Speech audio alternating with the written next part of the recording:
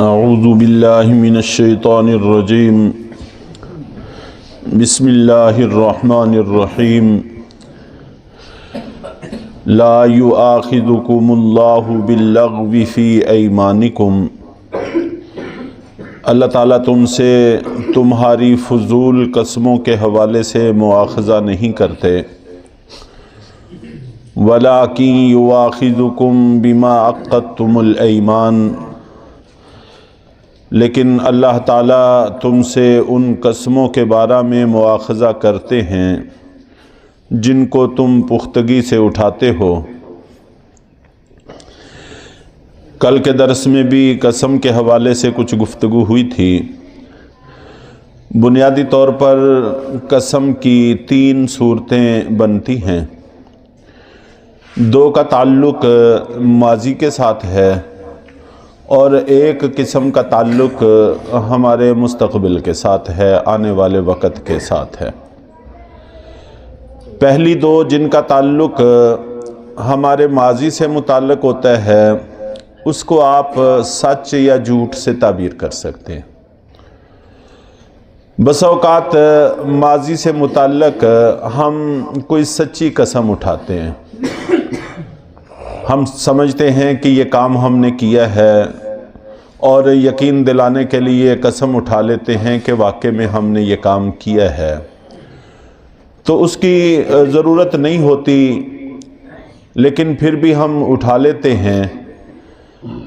اور اسی طرح بسا اوقات تقیہ کلام کے طور پر ہم کچھ قسمیں اٹھاتے ہیں۔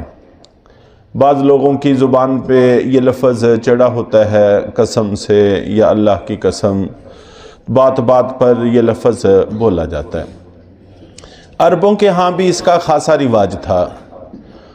واللہ، ہر بات سے پہلے واللہ، واللہ کا معنی اللہ کی قسم، اسی طرح باللہ اللہ کی قسم، اور للہ اللہ کی قسم۔ تو یہ کئی سارے لفظ ہیں جو قسم کے لیے عربوں کے ہاں استعمال ہوتے ہیں، اور ہم عام طور پر قسم کا لفظ ہی استعمال کرتے ہیں۔ تو یہ جو تقیہ کلام کے طور پر، عادت کے طور پر ہم قسم اٹھا لیتے ہیں، ہمارا ارادہ قسم اٹھانے کا نہیں ہوتا، ایسی قسموں کو لغو، فضول، بیکار قسمیں کہتے ہیں۔ تو جب ہمارا ارادہ جھوٹ بولنے کا بھی نہیں ہے اور قسم اٹھانے کا بھی نہیں ہے، تو اللہ تعالیٰ عام طور پر ایسی قسموں سے درگزر فرما دیتے ہیں، کوئی مواخذہ نہیں کرتے۔ اسی کا یہاں پر تذکرہ ہے کہ ماضی سے متعلق ہم کوئی سچی قسم سمجھ کر اٹھا لیتے ہیں، یا پھر تقیہ کلام کے طور پر، عادت کے طور پر قسمیں اٹھا لیتے ہیں، تو اللہ تعالیٰ ایسی قسموں پر مواخذہ نہیں کرتے۔ اور دوسری قسم کی قسمیں جن کو غموس کہتے ہیں، غموس کا معنی ہوتا ہے غوطہ لگانا، اور چونکہ انسان اس قسم میں گناہگار ہوتا ہے تو گویا گناہ میں اس کو غوطہ لگانا پڑا، تو اس لیے اس کو یمین غموس کہہ دیتے ہیں۔ غین، میم اور آخر میں سین، غموس۔ اس کا تعلق بھی ہمارے ماضی کے ساتھ ہوتا ہے کہ ہم کوئی ماضی کے واقعے سے متعلق جھوٹی قسم اٹھا لیتے ہیں، یہ سمجھتے ہوئے کہ ہم جھوٹ بول رہے ہیں، پھر بھی اس کے ساتھ قسم کا لفظ لگا لیتے ہیں دوسرے کو تسلی دینے کے لیے۔ ایک کام نہیں کیا، کہہ دیتے ہیں ہم نے کر لیا، اور بس اوقات کام کیا ہوتا ہے، ہم کہہ دیتے ہیں کہ ہم نے نہیں کیا، تو قسم کا لفظ ساتھ اٹھاتے ہیں۔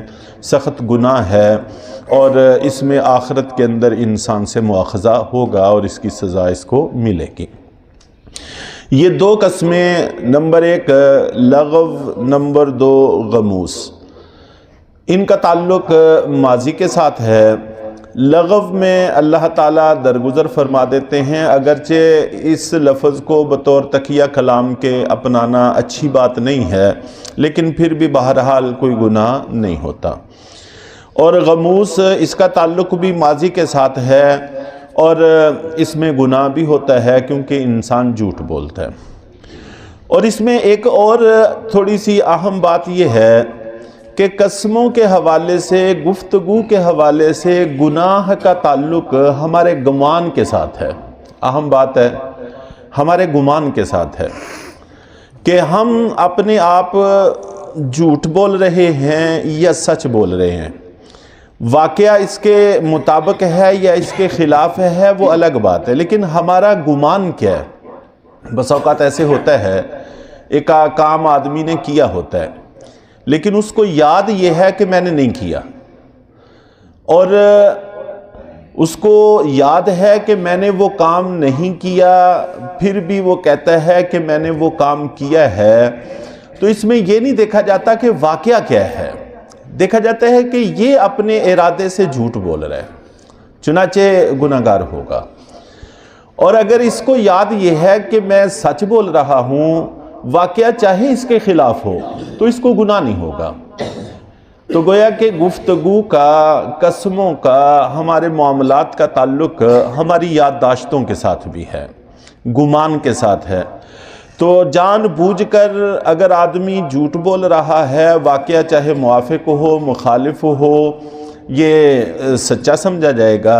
اگر جان بوجھ کر جھوٹ بول رہا ہے تو یہ جھوٹا سمجھا جائے گا۔ تو قصد کا اور ارادے کا اس میں دخل ہوتا ہے۔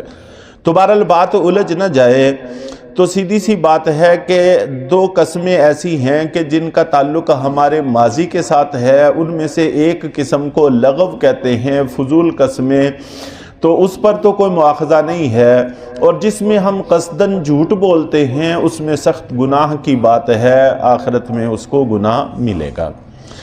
اور تیسری قسم جس کا تعلق ہمارے مستقبل کے ساتھ ہے، آنے والے وقت کے ساتھ ہے، کہ ہم اس میں وعدہ کرتے ہیں، وعدے کے ساتھ قسم کا لفظ لگا لیتے ہیں کہ فلاں تاریخ کو ہم آپ کو آپ کی یہ چیز واپس کر دیں گے، آپ کے پیسے دے دیں گے، فلاں چیز مہیا کر دیں گے، فلاں جگہ پر ہم آپ سے ملنے کے لیے آئیں گے۔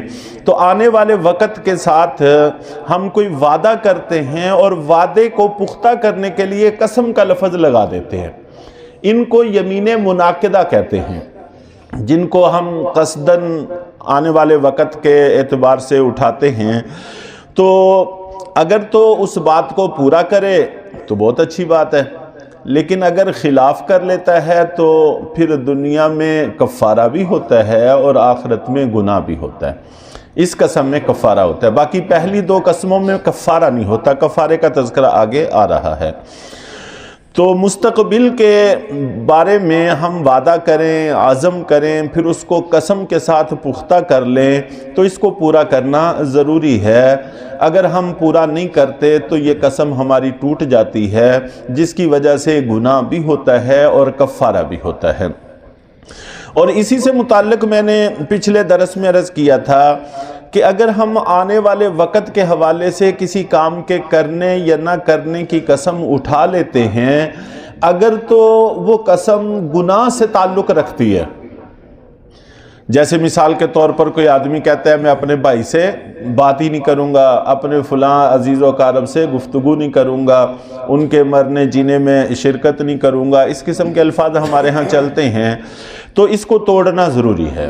گناہ میں ہماری یہ قسم رکاوٹ نہیں بننی چاہیے۔